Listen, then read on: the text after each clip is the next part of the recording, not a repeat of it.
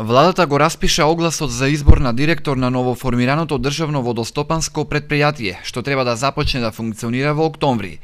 Со тоа практично згаснуваат постоечките водостопански претпријатија кои ќе останат да функционираат како подружници.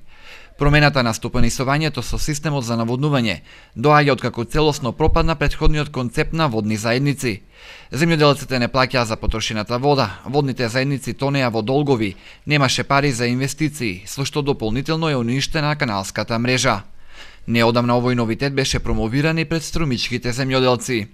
Очекуваме во периодот од до март да се формира ново предпријатие кој ќе биде на централно ниво акционерско друштво со своји подружници низ цела Република Македонија.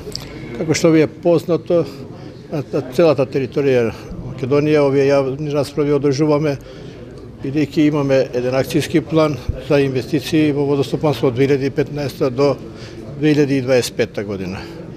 Тој акцијски план содржи санација, градба, инвестиции по водостопанството, градење на нови системи, рехабилитација на постоечните системи, отворени каналите да ако е некаде изводливо и по потреба да ги затвориме. Со почетокот на работата на акционерското друштво водостопанство, водостопанските претпријатија кои постојат и водните заедници кои се уште се актуелни ќе бидат затворени. Целата инфраструктура што е во нивна собственост ќе премине во целосна надлежност на новоформираното претпријатие на Република Македонија. Новото акционерско друштво се формира во момент кога владата најави дека во наредните 10 години ќе инвестира на 200 милиони евра во нови брани и акумулации.